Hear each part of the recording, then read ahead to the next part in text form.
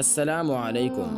دوستو، ایک بادشاہ نے اپنے وزیر سے پوچھا، یہ میرے نوکر مجھ سے زیادہ کیسے خوش باش پھرتے ہیں جبکہ ان کے پاس کچھ نہیں اور میرے پاس کسی چیز کی کمی نہیں؟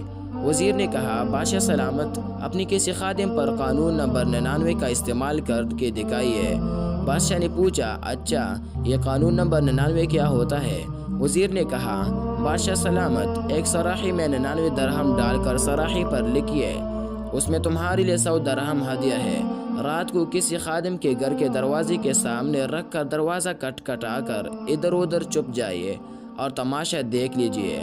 بادشاہ نے یہ تجربہ کرنے کا فیصلہ کیا اور جیسے وزیر نے سمجھایا تھا ویسے ہی کیا۔ صراحی رکھنے کے بعد دروازہ کھٹکھٹایا اور چھپ کر تماشا دیکھنا شروع کر دیا۔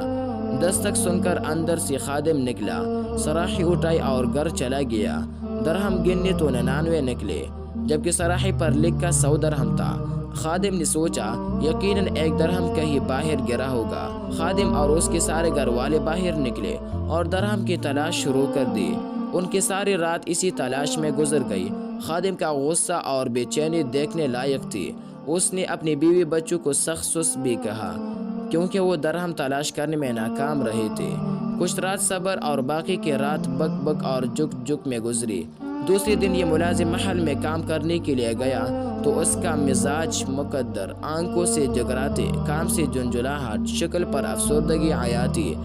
بادشاہ سمجھ چکا تھا کہ 99 کا قانون کیا ہوا کرتا ہے۔ لوگ دوستو ان 99 نعمتوں کو بھول جاتے ہیں جو اللہ تبارک و تعالی نے انہیں عطا فرمائی ہوتی ہے اور ساری زندگی اس ایک نعمت کے حصول سرگرداں رہ کر گزار دیتے ہیں جو انہیں نہیں ملی ہوتی۔